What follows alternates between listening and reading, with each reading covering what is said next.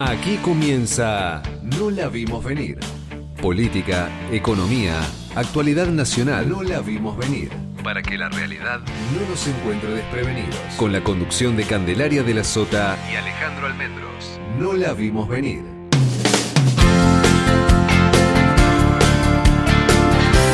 Hola, ¿qué tal? ¿Cómo les va? Muy buenas tardes. Buenas tardes, hola Ale, hola a todos, ¿cómo están? ¿Todo? ¿Qué semanita tenemos? Sí, claro, bueno, queremos decir que empezamos a hacer el programa con 4 jueces de la Corte Suprema de Justicia de la Nación. Acaban de tomarle juramento a Manuel García Mansilla. El resto, el presidente de la Corte es quien toma este juramento, luego de llegar en la acordada a una resolución de validar parte del decreto del presidente Javier Milei, y así entonces Manuel García Mansilla queda en comisión hasta que terminen las sesiones ordinarias, en caso que no consigue el aval del Senado. Si lo consigue, queda ya de manera firme. Exactamente, y si lo rechaza, por supuesto, tiene que empezar a foja cero, tiene que dejar la Corte Suprema. García. Y no pasó nada con Ariel Lijo, solamente García Mansilla. Exacto, porque hay una diferencia que me explicaban recién, que tiene que ver con lo siguiente. García Mansilla no tiene relación con el Poder Judicial. Cuando digo no tiene relación, es que no es juez, no ni es juez, fiscal, ni fiscal, ni ocupa un cargo en la justicia. Exactamente, a diferencia del hijo, que tiene el juez federal, que tiene el juzgado federal número 4, y además está subrogando otro de los juzgados, y pidió licencia. Allí la Cámara, inmediatamente, las dos cámaras le dieron el acuerdo, la aprobación, y hoy la Corte Suprema decidió que se iba a tomar este plazo hasta el próximo 6 de marzo para saber si avalan la disposición de Milei. ¿Cuál es la discusión ahí, Cande? Tiene que ver con estos dos lados de la biblioteca. El tema está en saber si es constitucional el pedirse licencia. Claro, y no renunciar a ser juez federal, sino pedir una licencia. Da la impresión, desde una cuestión moral más que técnica, daría la impresión de que es que no suelta una liana hasta que no agarra la otra. Exactamente, porque no me voy a quedar sin el pan y sin la torta, ¿no? Claro, Cande, porque vos imagínate, si el juez estuviese seguro, si Ariel dijo, estuviese seguro que va a ser designado, tendría que renunciar a su cargo como juez federal y dar lugar de que otro juez se pueda hacer un nombramiento y ese juzgado pueda ser ocupado de manera permanente. Claro, y además también el tema de la subrogancia, ¿no? Que él está subrogando otro juzgado. Pero vos pensás que si él es nombrado juez miembro de la Corte Suprema de Justicia de la Nación, tiene cargo in eternum, hasta los 75 años. Por lo tanto, no tiene sentido que siga de licencia. Claro. En el juzgado número 4, como decís vos, da la sensación, más que una sensación, es casi una certeza que no larga uno sin tener la seguridad de que lo otro es definitivo. Exactamente. Y al menos tiene un cuestionamiento ahí de la cuestión constitucional de, si bien la Cámara le autoriza la licencia, la Cámara de Apelaciones, claro. Lo cierto es que la Corte tiene que resolver una cuestión de fondo que no se resuelve de un día para el otro, ¿no? Aunque y por eso se va a al tomar. presidente Milei le encantaría que lo resuelvan hoy, pero no. El presidente quería, en esto de que, como decimos siempre, ¿no? Milei siempre aprieta el acelerador. Se había metido en un brete increíble, porque, más allá de que el gobierno tuvo la habilidad, el gobierno controla la discusión pública. Eso está claro. Eso está clarísimo, porque en cualquier otra circunstancia, el escándalo cripto se hubiera llevado puesto a más de uno. Exactamente. El gobierno cambió el eje inmediatamente, se fue a Estados Unidos a la reunión del CEPAC, sacó una foto con Donald Trump, con Elon Musk, con Cristalina Georgieva. Cristalina Georgieva, cambió el eje de la discusión, y ahora con las designaciones en comisión, tanto del hijo como de García Mansilla, ya cambió el eje de la discusión, y el 1 de marzo, el sábado, a las 9 de la noche, tenemos el discurso de la inauguración de las sesiones ordinarias del Congreso Nacional. que va a tener muchas particularidades. Va a ser parecido al del año pasado, ¿no? Porque va a ser de noche, en este caso es un sábado a la noche. Sí, y también ahí en el medio de un conflicto que hay.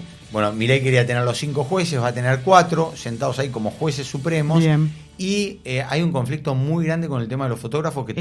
Con el tema de tener, yo creo que después de la experiencia de la entrevista que dio el presidente a Jonathan Viale en su despacho y de la filtración del crudo de ese material en el que intervenía Santiago Caputo y toda esa situación que fue realmente muy vergonzosa, el gobierno quiere tener el control de las imágenes que emite que involucran al presidente. Por eso esta restricción tan desmedida que no permitiría el ingreso de fotógrafos ni camarógrafos de canales de televisión, medios gráficos y demás, y solamente va a enviar las imágenes.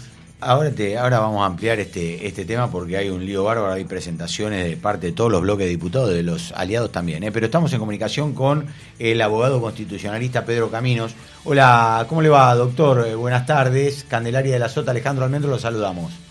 ¿Qué tal, Candelaria, Alejandro? Buenas tardes. Bien, gracias por atendernos. Bueno, Pedro, teníamos pensado arrancar la nota de una manera, pero hace 15 minutos nos enteramos que la Corte Suprema de Justicia ya le tomó juramento a Manuel García Mansilla y ahora son 4 los supremos en lugar de 3. Bueno, ¿cuál es tu visión al respecto de lo que acaba de suceder? Bueno, me sorprendió un poco la premura en el juramento. No porque haya algún tipo de obstáculo legal a eso, sino porque, bueno, habitualmente las personas que asuman en la Corte muchas veces necesitan un cierto periodo de tiempo, sobre todo cuando son abogados que se dedican al ejercicio de la profesión, para terminar de ajustar los casos que llevaban, los trabajos que tenían pendientes a sus nuevas responsabilidades. No pueden seguir desempeñándose como lo hacían en el sector privado. Así que esto me llamó la atención. Quizás García Mansilla no tenía ningún trabajo pendiente que arreglar y por eso lo pudo hacer. Sí, ya lo tenía solucionado me sorprendió. Ya lo tenía solucionado desde hace tiempo, sabiendo que iba a ser nombrado en comisión. Puede ser. Hay una cuestión interesante con esto, que es que la Corte tiene que tomar la decisión ahora con respecto a la licencia del hijo, y ahora está García Mansilla en condiciones de participar de esa decisión. Exacto. Y la verdad es que es una incógnita. ¿Qué va a decir García Mansilla con esto? ¿Va de alguna manera a ajustarse a los intereses del gobierno o aceptará un poco el criterio jurídico que parecería que es el que hay que aplicar en este caso, que es que quien quiere asumir en la Corte Suprema, en comisión o de cualquier otra manera, tiene que renunciar al cargo que ostenta cuando es juez, ¿no? Parecería que ya tenemos un primer dilema que nos va a permitir evaluar el comportamiento de García Mansilla de acá a los próximos meses. Lo que pasa que sería inmediatamente, teniendo en cuenta cómo lo impulsó el gobierno y cómo lo impuso, la verdad sería rarísimo que García Mansilla votara en contra de la asunción del hijo como miembro de la Corte Suprema. Primero porque me parece que ahí sí sería una ruptura inmediata, sobre todo teniendo en cuenta cómo actúa este gobierno con aquellos que no son totalmente seguidistas en la cuestión que impulsa. Sería una ruptura inmediata con el gobierno, ¿no? Uh-huh. Así es, sí. Tal vez decide no votar precisamente por las circunstancias en las que se da todo esto, pero bueno, no deja de ser curioso que ya de por sí en una semana ya vamos a tener algunas cosas para analizar sobre García Mansilla en la Corte. ¿Y vos crees que es constitucional la designación del hijo con respecto al tema de tomar licencia en su juzgado y no renunciar, como dice, una parte de la biblioteca? No, acá están las dos visiones siempre. Bueno, lo concreto es que estas son situaciones muy, muy anómalas.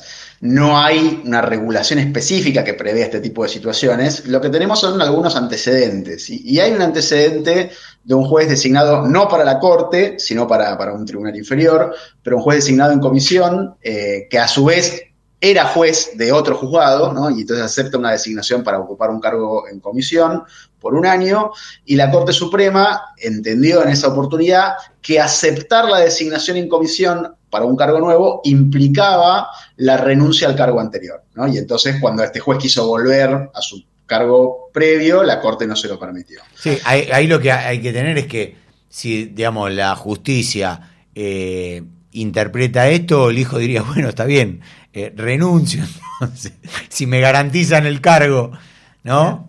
Lo que pasa es que, bueno, eso es lo que queda Es ahí un cargo pendiente, ¿no? diferente, Porque no el necesitaba cargo el aval queda del garantizado una vez que el Senado da el acuerdo. Claro.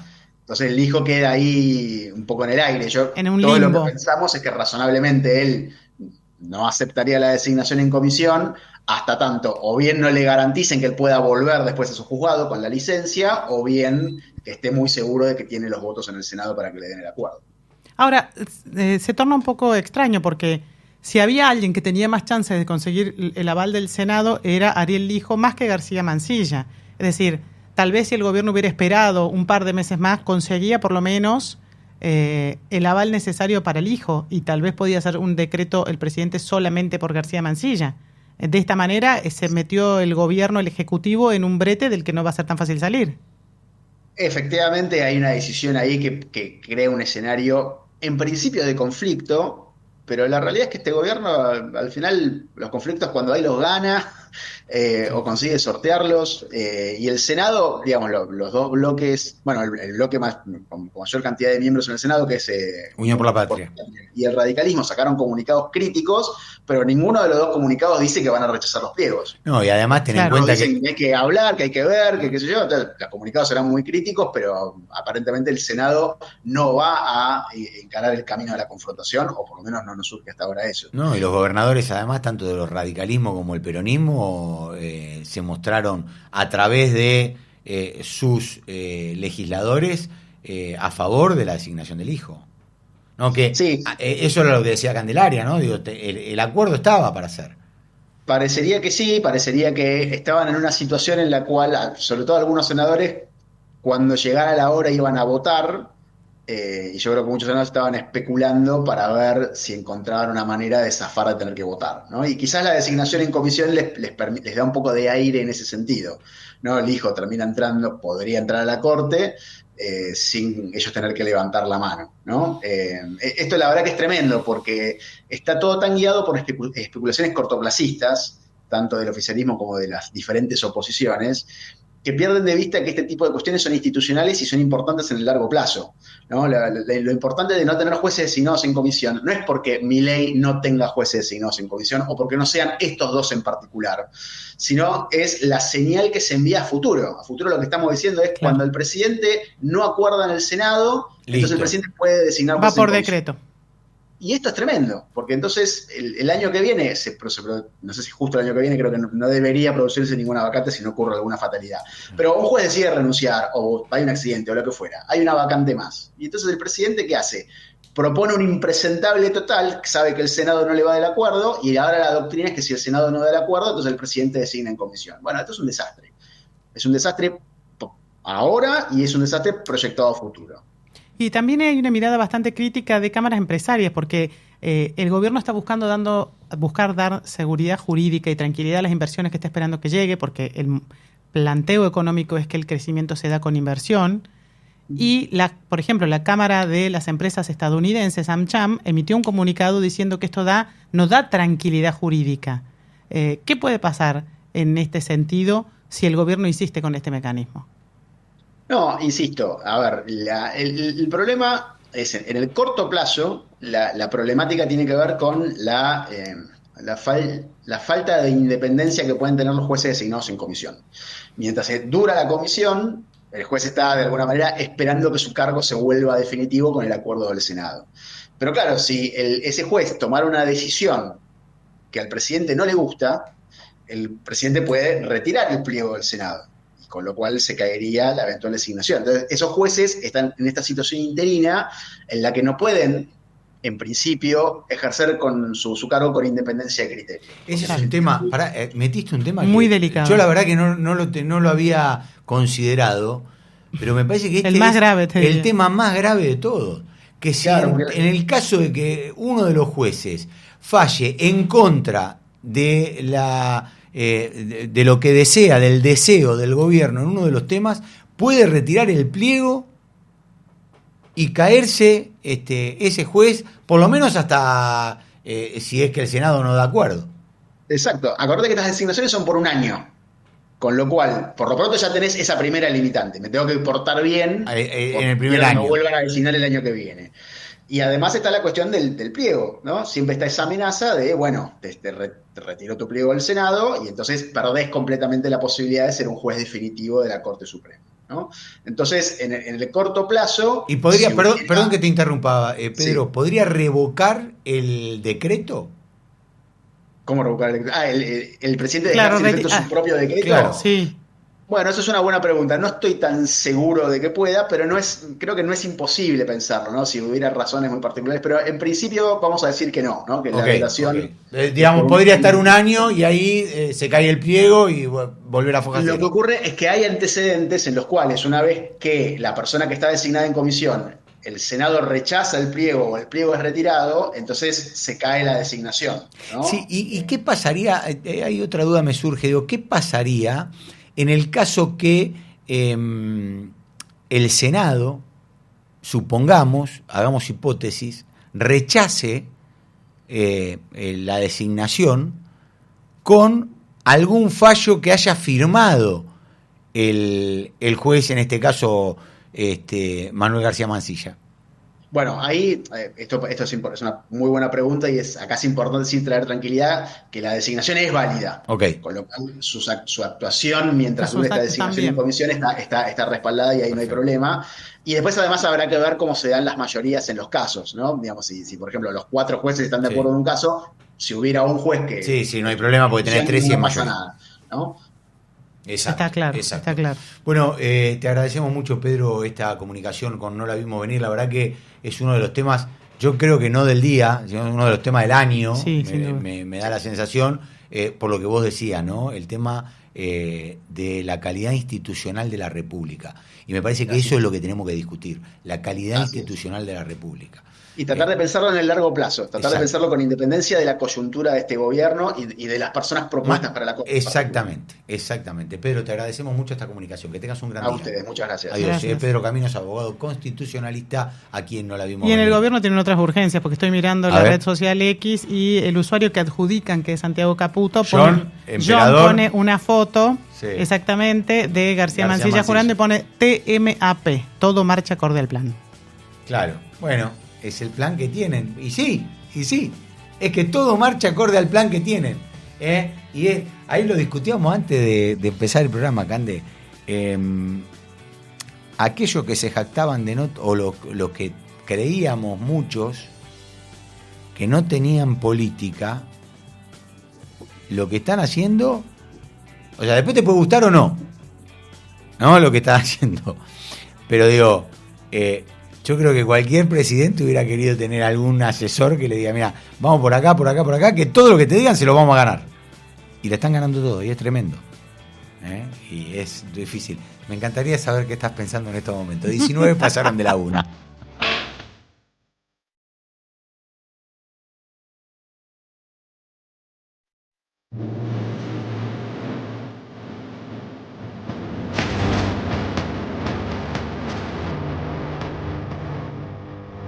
No la vimos venir.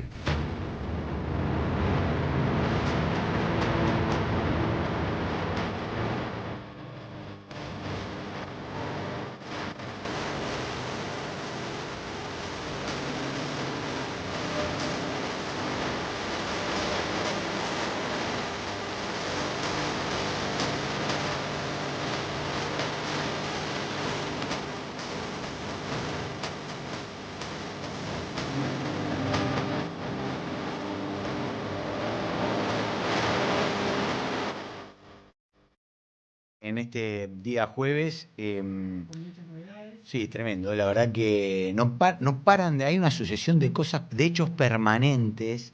Que no nos dan respiro. Que no nos dan respiro, ¿no? Como decíamos, ¿no? Ya la asunción de García Mansilla es uno de los datos en el medio de o a 2 días que el presidente vaya al Congreso de la Nación a dejar inauguradas las sesiones ordinarias el sábado, como decíamos, a las 9 de la noche. Me decían, Mira, voy a agarrar el teléfono. Agarra el machete, a ver. Sí, voy a agarrar el machete, viste que ahora, mira, lo tenía acá en la mano. Contemos, por ejemplo, Sí. que el bloque de senadores de Unión por la Patria ya adelantó que no va a ir Sí. a la inauguración de sesiones, que en el ámbito de diputados también dentro del bloque de Unión por la Patria están debatiendo si va a haber una comitiva que los represente o van a ir todos. A mí me dijeron que la Que mayoría... hay algunos gobernadores que ya dijeron que no van a ir, que Sí. estuvieron el año pasado, caso Kicillof. Sí, la mayoría de los bloques no oficialistas vamos 2 o 3 por bloque, me ponen.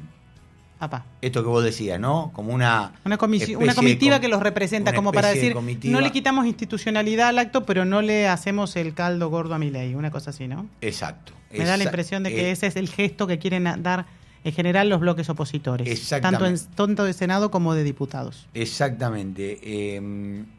Yo creo que el justicialismo ahí va a tomar una decisión diferente que la de senadores. Creo que va a ir una representación Más nutrida en diputados, decís vos. Sí, y no en senadores. Estamos en comunicación con el senador Luis Juez. Hola Luis, ¿cómo estás? Buenas tardes. Candelaria de la Sota, Alejandro Almendros, te saludamos. ¿Cómo le va? ¿Cómo están ustedes? Buenas tardes. Bien, ¿Cómo gracias estás, Luis? gracias por atendernos. Luis, bueno, primera reflexión de esto que acaba de suceder hace minutos nada más, la asunción de el juez García Mansilla como, nuevo supremo, ¿no? Bueno, García Mansilla no tiene los impedimentos del hijo. Mira cómo las circunstancias van compensando. El hijo tenía dictamen de comisión y García Mansilla ni siquiera lo habían tratado. García Mansilla no tiene que pedir licencia porque no es funcionario judicial, con lo cual el decreto es operativo para poder tomar el juramento. Eso estábamos pensando recién, reflexionábamos recién acá, hablábamos con un abogado constitucionalista, decíamos, ¿por qué el gobierno se mete en este berenjenal con los dos candidatos? Porque podría haber esperado que lo del hijo salga en el Senado, vos lo tenés más claro que nosotros, pero los diálogos avanzaban y por lo menos había un dictamen de comisión que permitía debatir en el Senado la posibilidad de aprobar el pliego. ¿Por qué crees que lo hizo Milei? No. A ver, lo perdimos a Luis. Luis, a ver. Ahí se nos corta. Lo perdimos. Vamos a ver si Es la señal, ya va a volver. Vamos a ver si lo podemos recuperar. Ahora lo enganchamos de nuevo. Estábamos hablando ahí con el senador nacional. Porque un poco lo que pasaba en el Senado, que era lo que conversábamos con el senador juez, es que realmente hubo una disposición de los distintos bloques, los más aliados del gobierno y los no tan aliados, a debatir la posición del hijo. Estaban las 9 firmas, entre ellas la de Lucía Corpacci, que Lucía Corpacci es una senadora, además de haber sido ex gobernadora de Catamarca, sí. Era una ex senadora que era cercana a Cristina Kirchner, porque uno podía prever que el kirchnerismo, iba a dar el acuerdo. Luego el radicalismo tenía libertad de acción, sí. Algunos estaban apoyando, otros no. Ahí recuperamos Era una a Luis. situación que podía terminar de definirse favorablemente para lo que el gobierno quería. Luis, ¿nos escuchás? Sí, lo escucho, se cortó recién. Sí, sí, esto, ¿no? De pensamos el por qué el gobierno apura la decisión del hijo cuando parecía ser justamente que tenía las 9 firmas, ¿no? Que necesitaba. No, las 9 firmas las tiene. El dictamen del hijo está con dictamen en comisión de acuerdo y podría haberlo discutido el jueves de la semana pasada en la sesión y bueno, suerte y verdad, ¿viste? De resolver ese tema y salir de esta incertidumbre. Porque lo que va a pasar, ¿qué va a pasar? Y seguramente el Senado en algún momento hace una convocatoria de sesión especial o en alguna sesión ordinaria van a meter el tema del pliego del hijo, que ya es operativo, porque el reglamento dice que después pasados 7 días y que una comisión dictaminó, ya es operativo el tema para ser tratado en cualquier momento. O sea, o lo hacen incorporándolo en una reunión de presidente de bloque de labor parlamentaria, o lo hacen... Te lo meten en una sesión. Pidiéndolo en una sesión, porque ya tiene trámite, ya tiene despacho de comisión y te lo tratan el pliego. Eso va a pasar, eso también no hace falta ser un genio para saber que esto va a suceder y que probablemente con estas medidas que se tomaron ese pliego sea rechazado. Así que es una situación, lo del hijo, una situación institucional delicada, primero porque fuerza situaciones complejas, obviamente que un hombre, un representante absolutamente genuino del pensamiento de Comodoro Pito, no había duda que la Cámara le iba a autorizar la licencia, pero no es la Cámara la que debería autorizar, porque la Corte tiene dicho que no podés tener dos nombramientos, no podés ser ministro de la Corte y mantener tu nombramiento de juez de primera instancia, con lo cual... Bueno, por eso se tomó el tiempo, ¿no? Por eso se tomó el tiempo. Están dudando si lo hacen o no lo hacen. Pero aún cuando le tomen juramento, todavía te queda el impedimento del Senado, que seguramente en algún momento el Senado va a dictaminar sobre ese pliego. Yo la verdad que no le encuentro racionalidad. Si vos me dijeras, estamos discutiendo, no sé, la figura de Vélez Arfield, ¿viste? Aún así te diría, y bueno, pero hagámoslo bien, ¿viste? Sí. Claro. Luis, vos sabés que recién hablábamos con el abogado constitucionalista Caminos, y nos daba un dato que nosotros no lo teníamos en el análisis, y es que es muy importante, como por ejemplo, el hecho de que al estar en comisión, están como de rehenes, ¿no? Porque si de repente retirás el pliego porque dictaron un fallo que no estaba... a favor de lo que pensaba el Ejecutivo, se cae también la designación a partir de cuando finalicen las sesiones ordinarias. Es medio raro, ¿no? Y no debería ignorar este nivel de fragilidad un ministro de la Corte. La Corte, en la última instancia en materia judicial, es la cabeza de un poder independiente del Estado. Y entonces, ¿cuál sería el motivo de tener un integrante de la Corte, tener un integrante de la Corte con fragilidad a tiro de decreto? No. Las instituciones no son para hacer lo que uno se le ocurre, sino lo que dice la ley. Yo digo, por eso digo, o es falta de inteligencia política para analizar las circunstancias, o es decir, bueno, lo hacemos y no importa, lo hacemos.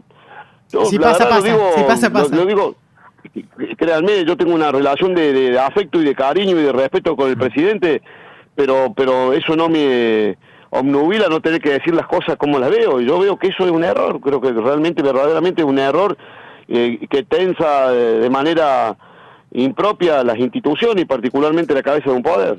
Luis, ¿estuviste en la reunión del PRO? No, yo no participo, yo no soy del PRO, soy por supuesto. Integro Juntos por el Cambio, pero o lo que queda de Juntos por el Cambio, sí. Pero no participé nunca de ninguna reunión de mesa de ese partido. Vos sabés que me comentaban la semana pasada, te voy a cambiar de tema, hablando de esta relación que vos tenés con Milei y de la disidencia que mostrás. Algunos hasta te mencionaron como posible candidato al Ministerio de Defensa. No, pero yo no quiero nada, no hago las cosas pensando. Dije en diciembre que si se daban las condiciones y tenía salud y llegaba con fuerza y me volvía competitivo, me encantaría ser candidato a gobernador por cuarta vez. Bueno, Candelaria sabe lo que es la perseverancia, su padre era un perseverante de aquello, pero bueno, he intentado y no he podido por distintas circunstancias ser gobernador de Córdoba. Y dije, bueno, me encantaría si el presidente hace una buena gestión y un tipo también competitivo ser su candidato. Se armó un quilombo terrible, una cosa de loco, empezaron a patalear. No, yo no necesito nada, no hago las cosas por... Yo tengo una relación de afecto con el presidente. ¿En algún área de este gobierno eventualmente, más allá de la candidatura del Ministerio de Defensa y de esos rumores? ¿Serías, por ejemplo, hay algún área que a vos te parece que si llega Milei a ofrecerte, agarrarías? Yo no necesito nada, Cande. No necesito que si te digo blanco es porque no estoy buscando ningún color de gris. Claro. No creas que estoy especulando ni buscando ninguna cuestión. En diciembre decían que quería ser presidente alterno del Senado. No quiero nada. Siempre en la vida lo poco, lo mucho que he tenido me lo he ganado solo. Digo, ahora, si te doy un consejo, créeme que es porque yo estoy viendo las cosas así, me puedo equivocar, pero no porque tenga ningún nivel de especulación. Pasa que la política hace que cuando vos digas algo o tengas alguna palabra de elogio, digas, juez está buscando tal cosa. No, de verdad no quiero ser ministro, no lo voy a hacer, no me interesa. Si el gobierno en algún momento necesitara alguna cuestión, pero yo no soy de los imprescindibles, así que no soy Messi, son pocos los Messi que hay en la política, entonces, pero si puedo colaborar y ayudar, lo voy a hacer desde esto, de decir, che, esto está mal, esto no se hace. ¿Y pudiste hablar con el presidente después del escándalo de la criptomoneda?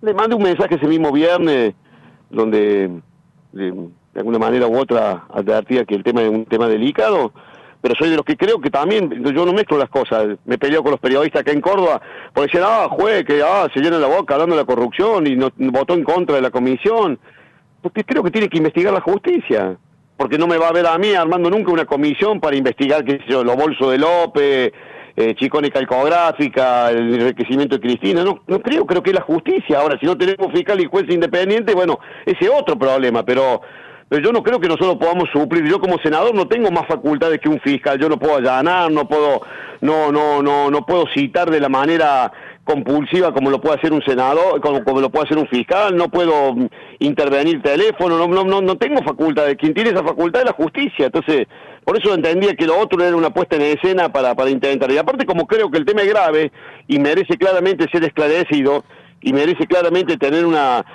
mirada jurídica, porque es un tema delicado en que se lo ha involucrado el presidente, bueno, entiendo eso no significa que no esté buscando justicia. Lo que tiene que hacer son los órganos predispuestos, y la Constitución dice que es el fiscal de la causa, no una comisión del Senado de la Nación. ¿Y qué reflexión te merece la unidad especial creada en el ámbito del Ejecutivo, de la Oficina Anticorrupción, para poder investigar este caso? Digo, con la segunda del ministro de Justicia. No, es un área administrativa sin ningún rol, que no crea el fiscal Tayano que esto lo exime de responsabilidad. Va a tener que cumplir con la responsabilidad que le corresponde. El monopolio de la... Se cortó. Ahí está. Se cortó otra vez. Qué lástima. Qué mal. Bueno, a ver si lo podemos recuperar por última vez. Ojalá que sí. Hacemos el último tramo de la charla. Y ahí lo terminamos. Que realmente el senador juez, vos podés estar de acuerdo o no, pero lo que tiene el tipo es que le dice las cosas a Milei. A mí eso, debe ser uno de los pocos que les dice las cosas a Milei. Perdón, Luis, te estábamos escuchando. Sí, se volvió a cortar. No. Te decía así con claridad, soy de los que creo que ningún organismo administrativo puede suplir la responsabilidad del fiscal. Eso está claro. O sea, la Oficina Anticorrupción podrá dictaminar lo que quiera, pero el fiscal va a tener que investigar, tomar las decisiones, elaborar la prueba y pedirle al juez si cree que tiene que formular una acusación, hacerla como corresponde. No hay que saltear ninguna responsabilidad de los poderes del Estado. Yo digo para que quede claro, si alguien cree que la Oficina Anticorrupción puede tener mayor protagonismo, ni lo tiene la Oficina Anticorrupción, ni lo tiene una comisión del Senado, lo tiene el fiscal. Luis, te pregunto con respecto a lo que va a pasar el sábado, ¿esperás que Milei trate el tema del presupuesto? No creo que vaya a hacer una mención, pero no podemos, ¿viste? O sea, yo creo que también los gobernadores tienen que hacer su cuota de autocrítica. El presidente, cuando fue a presentar el presupuesto, dijo con claridad algunas consideraciones que entendía él que en el nuevo presupuesto tienen que estar absolutamente claros, que el déficit fiscal no se negocia. Uh-huh. Bueno, pero los gobernadores, y voy a hablar del mío, de mi provincia, sin entrar en ninguna polémica en particular, tenemos una proclividad a gastar más de lo que tenemos. Y eso, para este gobierno, es un pecado capital. Y yo en ese tema le doy la razón al gobierno. Ahora, nosotros no podemos estar reconduciendo presupuestos ya reconducidos. Claramente que hay que discutir un presupuesto y hay que tenerlo y hay que ver en qué momento, y creo que dejamos pasar la oportunidad de la extraordinaria. Pero yo no me parece que el presidente vaya a hablar de presupuesto, porque la oportunidad para hacerlo era cuando se presentó en diciembre. Después, bueno, no entró el presupuesto, con lo cual el Parlamento se ha quedado sin esa posibilidad de poder evaluarlo. Mucho se dice de lo que el presidente va a anunciar el sábado a la noche, y se decía que tenía preparado como una especie de bomba mediática, una decisión con alto impacto que podía tener que ver con esto de combatir esta famosa agenda woke. Pero no estaba claro si era la derogación de alguna de las leyes que se han conseguido, como por ejemplo la ley del aborto o la ley del matrimonio igualitario, alguna cuestión de este sentido. ¿Vos qué opinas que el presidente Milei se meta con estos temas?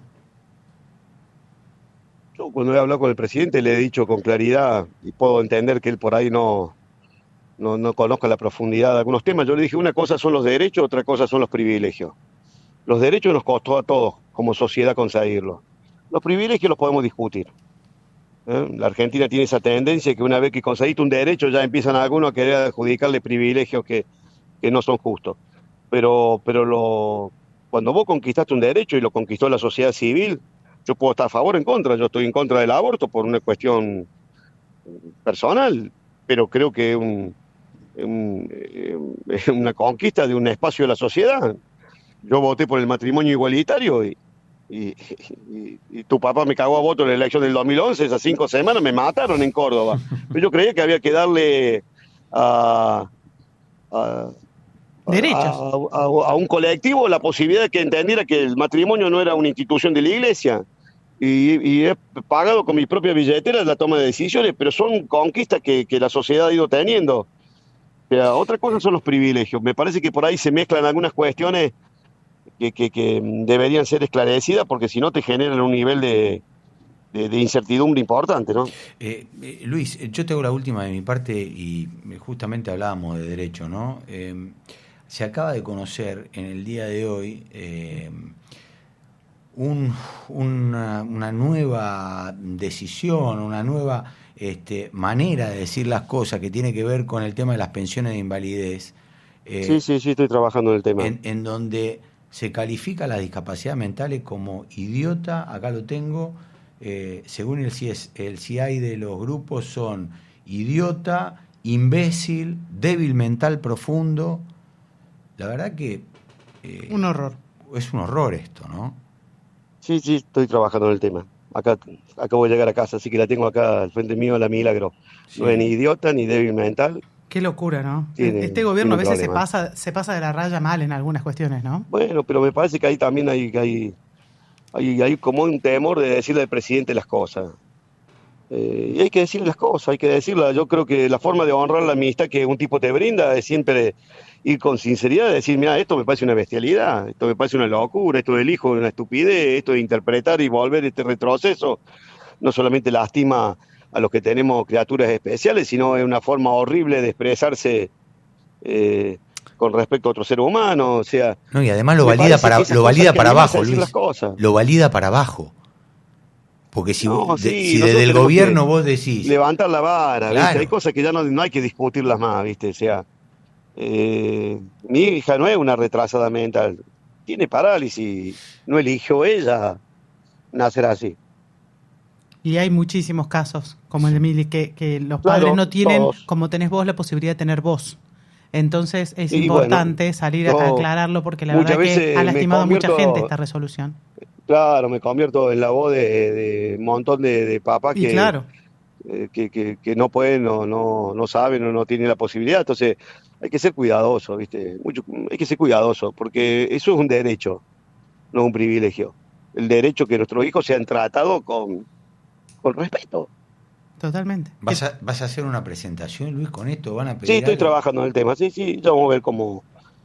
Ahí le he pedido a los muchachos que se pongan a laburar, a ver cómo corregimos esa torpeza que seguramente lástima mucha gente. Luis, nada, no queríamos dejar pasar esto con vos porque, como decís, ¿no? Sos uno de los que tiene voz en este tema. Y te voy a decir una cosa que me extraña. Porque el otro día cuando estuvimos comiendo con el presidente, en un momento dado yo le dije, che, Javier, ¿vos viste la película de los dos hemisferios de Lucas? No, me dice. Digo, mirá, es la historia de una colega, de una periodista cordobesa, Bárbara Anderson, yo la conozco, compartimos la misma angustia que tiene Lucas, un hijito, papá. Y vos sabés que esta chica es peleadora, como peleamos todos los papás con criaturas especiales. Vive en México ahora. Y descubrió el tema, les cuento la historia, ¿no? Sí, de la por película. favor. Él agarra el celular, te lo juro por Dios, ¿no? ¿Y Agarra la llamó? el celular y me dice, mirá, le acabo de escribir a Wertheim. Entonces le dice, mirá, Gerardo, papá, estoy comiendo con Luis Juez, que tiene un problemita, y me acaba de comentar de que hay un resonador en la India. Te pido que te ponga en contacto con el gobierno de la India a ver cómo podemos hacer para traer ese resonador. A los 10 minutos me llamó Wertheim, que estaba en Arabia Saudita, a la media hora lo puse en contacto con Bárbara Anderson, y ahí estamos trabajando, y no quiero generar expectativa, pero si Dios quiere vamos a tener ese resonador en la Argentina. ¿Qué haría Luis, ese resonador? ¿Qué haría para...? No, es un aparato que te genera conexión neuronal, ¿viste? O sea, te pone en funcionamiento las neuronas que estaban sin funcionar y te conecta los dos hemisferios, y a partir de que empiezan a funcionar las neuronas, genera una reacción en las células que empiezan a combatir las enfermedades, que, bueno, a Lucas le fue muy bien y a mucha gente le fue muy bien. O sea, ¿qué te quiero decir? O sea, ese tipo, en 2 minutos que yo estaba hablando, generó una empatía con un tema nuestro maravilloso. Pero entonces vos crees que él está mal rodeado, como dijo Macri, mal asesorado y mal rodeado. No sé, pero yo te puedo decir lo que yo viví como papá. el tipo en 30 segundos me dio más bola que todo el mundo en los últimos 24 años que tiene Milagro, y en 2 minutos se comunicó y le dio la orden al canciller, y el canciller Huerta me llamó de Arabia Saudita y me dijo, nos ponemos a laburar, y ya hablaron con el ANMAT, con el Ministerio del Interior, con el Ministerio de Salud, y si Dios quiere ya tenemos el inversor privado que puede traer el aparato, y no quiero generar expectativa, pero ese tipo tuvo una empatía en milésima de segundo del problema que yo estaba planteando. Entonces, ¿cómo se entiende esto? No Capaz que no sepa, capaz que no le hayan contado, pero claramente un contrasentido. Sí, la verdad que sí, es un contrasentido. Por lo menos es un contrasentido. Ojalá Luis, que te escuche de nuevo el presidente, porque bueno, la verdad que duele. Sí, lo vamos a intentar, sí. Te mandamos un abrazo grande, Luis, gracias como siempre. Buen fin de semana, que le vaya muy bien, un abrazo. Hasta luego, era el senador Luis Juez. La verdad que no, te juro por Dios que no puedo hablar.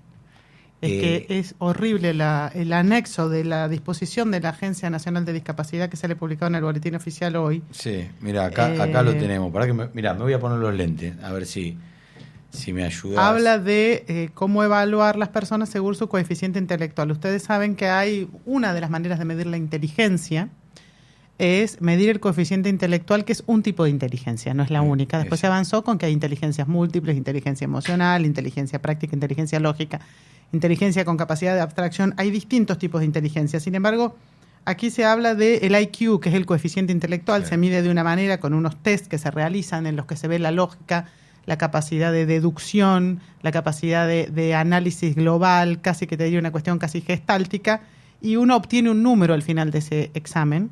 Entonces podemos decir, no recuerdo exactamente que Einstein tenía más de 180 o 190, exacto, y que si alguien tiene menos de 90, era considerado alguien que no tenía una inteligencia promedio. Eso es lo que la lógica histórica, la vieja escuela de pedagogía, y que hacía las mediciones de los chicos al entrar al colegio o al saber si necesitaban algún tipo de asistencia o tener una capacidad especial o algún tipo de déficit, se medía. Porque se había logrado, Cande, que se denomine a este tipo de discapacidad intelectual leve, moderada, grave y profunda.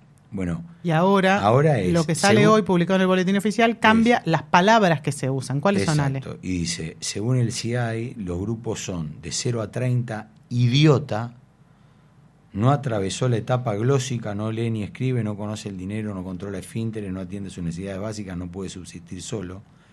De 30 a 50, imbécil, no lee ni escribe, atiende sus necesidades elementales, pueden realizar tareas rudimentarias. Y de 50 a 60, débil mental profundo, solo firma, tiene vocabulario simple, no maneja el dinero, puede realizar tareas rudimentarias. Y ahí aparece de 60 a 70, débil mental moderado, y de 70 a 90, débil mental leve. Una locura. La terminología parece que estuviéramos en el siglo XVII, cuando la ciencia no había evolucionado lo suficiente para saber de las capacidades múltiples y las inteligencias múltiples de las que hablamos ahora. Es que es tan agresivo. Y lo que no se conocía se rechazaba casi como por temor a que fuera contagioso, con una mirada del siglo XVII, fácilmente, XV también, si querés. Pero, Cande, vos sabés que esto que dice Luis Juez, a mí me llama poderosamente la atención, esto que cuenta él, que inmediatamente hizo el presidente, porque como él también lo ve, da a entender que, un tipo que hace inmediatamente eso es un tipo que tiene empatía. Sí, claro. ¿No? Digo, que inmediatamente empatizó con el dolor del otro y trató de resolverlo. Entonces no se puede entender esto, ¿no?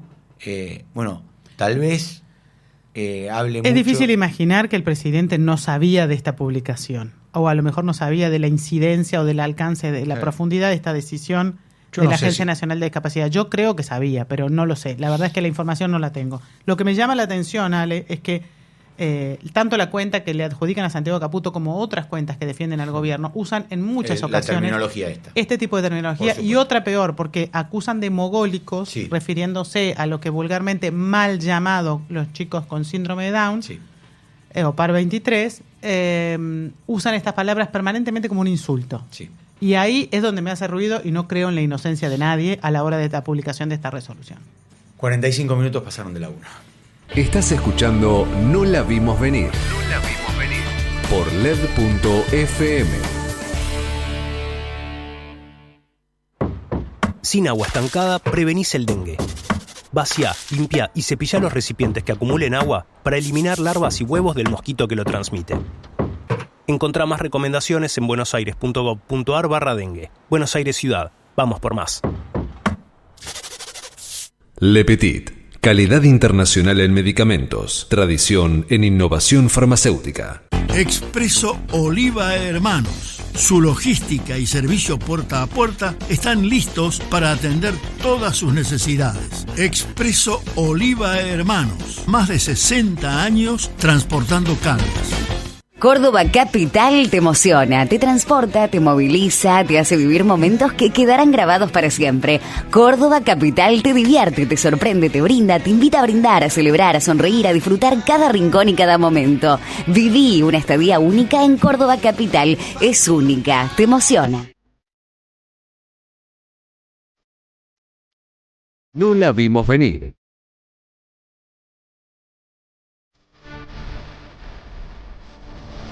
Bueno, 46 minutos pasaron de la 1 de la tarde, decíamos, ¿no? Muchísima información en lo que hace al día de hoy, en todo, en política, en economía. Hablando de economía, Cande, bueno, ¿cómo está la situación? Bueno, te cuento, Ale. Ahí lo que tenemos es algunos datos que revelan cómo fue la marcha de la economía el año pasado. La actividad económica, puntualmente en los últimos días, el INDEC informó el EMAE, que es el estimador mensual de actividad económica, que nos mostró que el año pasado la economía terminó cayendo un 1,8%, y no es que sea una buena noticia, claramente no, pero es un poco menos mala de lo que pensábamos, porque en algún momento se habló de que la economía iba a caer hasta un 3%. Paralelamente a eso tenemos algunos datos del consumo que también muestran cómo, aunque la economía cayó un poquito menos de lo pensado, el año pasado el consumo se retrajo de una manera brutal, producto del tremendo ajuste que puso en marcha el gobierno para tratar de bajar la inflación y para poner en marcha su plan económico. Solo las ventas en supermercados promedio cayeron un 11% y los mayoristas perdieron un 15% de sus ventas en promedio durante todo el 2024, y tuviste algunos picos como en octubre que las ventas en supermercados se desplomaron un 18%. El único horizonte un poco más prometedor o que genera un poco menos de preocupación es que diciembre empezó siendo un mes en el que empieza a recuperarse la situación, porque la caída de ventas en supermercados es del 3,3%, que es el mejor resultado de todo el año pasado, y eso podría mostrar, sumado a algunos datos de venta de electrodomésticos y demás, algún tipo de recuperación. Pero lo cierto es que, si bien los números de la macro, el gobierno dice están ordenados, ordeno esto del déficit cero, ordeno el control de la inflación, la pregunta es qué va a pasar con el tipo de cambio, lo que tiene que ver con la economía nuestra de cada día se pone bastante complicado. Hoy leía que alimentos y bebidas había pegado un salto del 4% en el mes de febrero. Sí, febrero estuvo alto alimentos y bebidas, impacta mucho la suba de la carne. La suba de la carne impacta sobre todo, impacta en las mediciones que se hacen en la Ciudad de Buenos Aires, pero también en el interior, porque hay provincias donde eso impacta hasta un 15% del IPC. Por lo tanto, la suba de la carne es importante y no te compensa, no alcanza a compensarte esto del crawling pega al 1%, que estaba en el 2% y que pasó al 1%. O sea, que hayas dejado el dólar más quietito, más planchado, no ha sido suficiente, porque tenés la suba de la carne y la suba de las tarifas de la luz y gas, que se va a mantener el ritmo de la inflación mes a mes. Estamos en comunicación con el economista Miguel Ponce. Hola Miguel, ¿cómo está? Buen día. Candelaria de la Sota, Alejandro Almendro, te saludamos. A ver, no te estamos escuchando, Miguel, a ver si... No sé si estás muy... Ahora sí. A ver, ahora sí. Ahora sí. ¿Ahora sí? Perfecto. ¿Estamos bien? Sí, ¿cómo estás? Perfecto. Buenas tardes. Bien, bien. Alegría verte, Cande. Igual vos, Alejandro. Gracias. Es un día muy difícil hoy. Ustedes traen datos de la economía real, pero también posiblemente hoy se haya iniciado el divorcio definitivo entre el sector empresario y el gobierno de Javier Milei. ¿Y esto tiene que ver con la Corte? Sí. No, lo de la Corte es el elemento, diríamos, determinante y la gota tal vez que rebalsa el vaso, pero claramente esto está vinculado a alguna de los datos que traían ustedes recién, que por supuesto la mala noticia es que enero y febrero profundizan esa caída, pese a que todos pensábamos que los primeros 5 meses del año, como fueron tan malos los 5 meses primeros del año pasado, claro, iban a venir todos favorables. Sin embargo, esto no es así, y ahora vemos una constelación que va desde IDEA, AmCham, Techin, Aluar, las pymes, por supuesto, agregale La Nación, agregale Clarín, que por supuesto están en una situación en relación al gobierno de Javier Milei de una contradicción que hacía rato yo no veía, ¿no? Esto que está ocurriendo vinculado al comunicado, el más duro en toda la historia, me dicen algunos amigos de AmCham, nunca la representación de más de 700 empresas norteamericanas o argentinas y norteamericanas que integran la Cámara, que exportan alrededor del 60% de lo que va a los Estados Unidos desde Argentina, nunca habían sacado un comunicado tan duro. Un amigo recién, una nota de color, después de la jura de García Mansilla, un amigo empresario importante me decía, vamos a tener 4 jueces de la Corte, 2 puestos por un contrabandista y 2 puestos por un estafador. Cartón lleno, me decía el tipo, ¿no? Esto es un poco, lo traigo como nota de color, pero objetivamente marca una situación que hacía rato, yo vengo en el tema empresario y de comercio exterior de hace 50 años, digo, ¿no? Nunca he visto una situación de esta naturaleza expresada con tanta contundencia y que genere un divorcio tan amplio, porque que las pymes estén perjudicadas, que estemos viviendo un pimicidio y que además encima aparezca la bronca de las pymes porque fueron utilizadas como que iban a financiar las pymes a través de la estafa de la cripto, ¿no es cierto? En momentos en que anunciaban además el intento de privatización de la herramienta más importante de financiamiento a las pymes, que es el Banco Nación.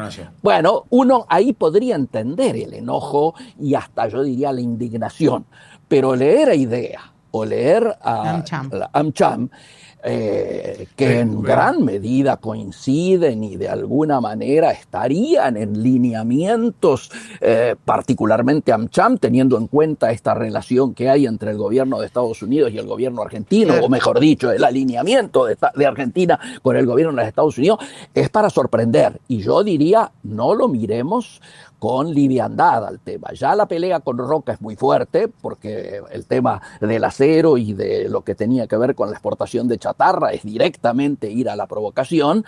El tema con Aluar, con el amigo Quintanilla, ¿no es cierto?, que 50% casi de su producción iba a los Estados Unidos y hay un perjuicio muy grande, y el presidente dijo explícitamente que él no estaba para hablar con aranceles en la última reunión que tuvo con Trump. Son situaciones más difíciles, porque muy pocas veces empresas grandes, que por supuesto muchas de ellas jugaron para que llegara Milei al gobierno, bueno, ahora están en un divorcio muy fuerte. Me parece importante tener en cuenta esto porque esto ya empieza a reflejarse en los números. El riesgo país hoy ha vuelto arriba de 750, estamos en 751, 752, cuando hace una semana y chirolita estábamos en 500 pensando que íbamos a atravesar el piso de los 400. Es decir, estos son indicadores explícitos que, por un lado, la falta de dólares está en estado crítico. Yo había empezado a hacer un análisis en las últimas semanas diciendo que el año económico se dividía en 3. Esta primera parte hasta que llegara a empezar a la cosecha, ¿no es cierto?, la liquidación de la cosecha. Una segunda etapa hasta las elecciones y una tercera después de las elecciones. Bueno, esto empieza a complicarse porque esta primera etapa, donde estamos con 10.000 millones de dólares ya en rojo de reservas netas, hay que sumarle otros 10.000 millones de utilidades que no han podido remesar las empresas al exterior. Y hay que sumarle 100.000 millones de importaciones no pagadas o demoradas en su pago, está pintando un cuadro de situación de que si no aparecen los dólares, y por eso el tema de la urgencia del FMI, ¿no es cierto?, en las últimas semanas, sí, claro, que por supuesto no se va a concretar, porque yo creo que vamos a ir tal vez a un stand-by corto hasta las elecciones, donde el fondo se va a mirar para otro lado, va a seguir tolerando el retraso cambiario, va a seguir tolerando el cepo, va a seguir tolerando que sigan usando reservas para mantener ficticiamente el dólar retrasado, ¿no es cierto?, e intervenir en el mercado cambiario, pero seguramente, y esto ya lo refleja no solo el BOFA, ¿no es cierto?, el Banco of American, que acaba de decir que a fin de año el dólar va a estar en 1.400, el oficial, sí, sino que todos están pensando, y por eso todos los que esperaban que la cosecha se liquidase más rápidamente están pensando, los muchachos que tienen los silobolsas, que habrá que esperar un poquito porque seguramente va a haber una modificación casi inevitable del tipo de cambio. Yo no estoy diciendo que va a haber una devaluación antes, porque van a llegar hasta las elecciones si consiguen este tramo, ¿no es cierto? Pero Miguel, creo no se está liquidando, ¿no? Digo, más allá de esa baja de retenciones que había puesto el gobierno. Se está liquidando más lento de lo que pensábamos todos. ¿Por qué? Porque con este tema del carry trade, veíamos, yo que estoy en comercio exterior desde hace tanto tiempo, nunca había visto que la estrategia de importadores y de exportadores estuviera coincidiendo. Los importadores demorando pagos y acordando con los acreedores de ellos o con las casas matrices, demorar el pago para utilizar y meterse ya con los dólares en el carry, aprovechar el carry, sobre todo ahora que ha mejorado a partir de las últimas horas. Y por otro lado, los exportadores iban a acelerar la liquidación para también aprovechar el carry y de esa manera compensar los precios internacionales que no estaban buenos. Sin embargo, los importadores lo están aprovechando a full, pero los exportadores, te diría más con cuentagotas. No es tanto el efecto. Tal vez a partir de fines de marzo, comienzos de abril, cuando empiece en serio la liquidación, tal vez allí haya un aceleramiento si los horizontes de mantenimiento hasta las elecciones siguen en el planteo de que no va a haber devaluación. Pero claro, estamos viendo esto que está pasando con el carry, que a partir de ahora ya la situación empieza a ser casi de una timba que no se consigue en ningún otro lugar del mundo. Estamos con rendimientos del 20% en dólares y esto no se consigue en ningún lugar. El que nos sigue es Turquía y están ni a la tercera parte. Bueno, subieron las tasas, ¿no? Ahora. Por eso digo, a esto me estoy refiriendo. Hemos bajado ¿vendes tus dólares? La velocidad de devaluación de nuestra moneda del dólar frente al peso y hemos aumentado ahora las tasas. Ustedes vieron, ayer salió la licitación y las licitaciones son de tasas que tuvieron que ser más elevadas porque si no, nadie entraba. Nadie entraba, claramente. Volviendo al punto de este divorcio entre el sector empresario y el gobierno, ¿vos crees que esto puede hacer peligrar cualquier inversión en torno a Vaca Muerta? Digo porque muchas son las expectativas puestas en torno a Vaca Muerta. Las empresas están hoy en posición wait and see. Yo integro un Zoom con empresas de los 5 continentes. El debate que tenemos no es si todo el tema de los aranceles va a generar algún tipo de impacto puntual, sino que estamos marchando hacia una depresión cuyo debate, vuelvo a repetirte, es si va a ser igual o similar a la del año 30 del siglo pasado, que fue la más grande del siglo pasado. Bueno, estamos en ese debate. Estábamos, lo digo ahora, porque en los últimos días el nuevo tema es el impacto de la criptoestafa. Y entonces, si antes teníamos un gran título en la economía mundial, que era incertidumbre, nosotros hacemos nuestro aporte, ¿no es cierto? Y hemos limpiado el mercado de las memo cripto, lo hemos hecho prácticamente desaparecer, inclusive con impactos muy fuertes ya en el mercado más fuerte, el de las cripto en serio, no de las meme, como es la caída del precio del Bitcoin, que nunca ha estado tan bajo en los últimos meses.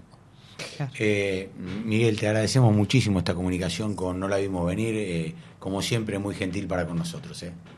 Ale, un gran cariño para vos y para Cande desde ya y siempre a disposición. Gracias, Miguel Ponce. Bueno, ahí, pues es que hablaba de Vaca Muerta. Sí. Y ayer estuve hablando con un transportista que trabaja en la zona. Pues es que me dicen que tienen 2 problemas que son gravísimos. ¿Solamente 2? Bueno, no, 2 para los transportistas, claro, ¿no? Y para todo lo que genera el movimiento de Vaca Muerta. El primero, que no hay caminos. No tenés caminos, no se construyen caminos, entonces se hace muy difícil la entrada y salida. Y el segundo es que no hay infraestructura y por lo tanto... Claro. Se necesitan más casas para que vivan la gente que trabaja ahí, se necesitan hospitales, se necesitan restaurantes, se necesitan supermercados, se necesitan farmacias. Imagínate que tenés, por lo menos, como además hay un tránsito muy importante en la única ruta que tenés, que se hace trabadísimo. Claro. Entonces, vos tenés que llevar a la persona que trabaja, al trabajador, Y dicen, lo tenés que levantar a las 4 de la mañana. Una locura. A la semana, el trabajador se quiere ir. No se desarrolló, a pesar de que son salarios muy bien pagos, porque es una zona especial y porque Vaca Muerta abre las puertas a todo un sector laboral nuevo y a inversiones. No se ha desarrollado la zona con todos los servicios que necesita para las personas que fueron a vivir ahí, familias enteras que se mudaron. Tal cual, ¿no? Y que este era un tema gravísimo, que además estaba perjudicando la logística del sector. Claro.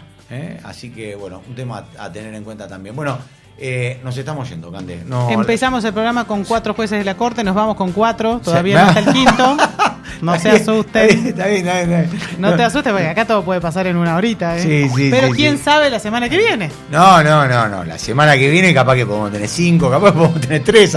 Nunca se sabe. Nunca se sabe. Bueno, gracias por acompañarnos. Como siempre, el placer de poder compartir con ustedes todos los jueves, a partir de la 1 de la tarde, aquí en LED FM. Muchas gracias. Hasta el jueves que viene los esperamos. Esto fue No la vimos venir. Por LED.fm. Sin agua estancada, prevenís el dengue. Vacía, limpia y cepilla los recipientes que acumulen agua para eliminar larvas y huevos del mosquito que lo transmite. Encontrá más recomendaciones en buenosaires.gov.ar/dengue. Buenos Aires Ciudad. Vamos por más. Le Petit. Calidad internacional en medicamentos. Tradición en innovación farmacéutica. Expreso Oliva Hermanos. Su logística y servicio puerta a puerta están listos para atender todas sus necesidades. Expreso Oliva Hermanos. Más de 60 años transportando cargas. Córdoba Capital te emociona, te transporta, te moviliza, te hace vivir momentos que quedarán grabados para siempre. Córdoba Capital te divierte, te sorprende, te brinda, te invita a brindar, a celebrar, a sonreír, a disfrutar cada rincón y cada momento. Viví una estadía única en Córdoba Capital, es única. Somos Radio en Vivo.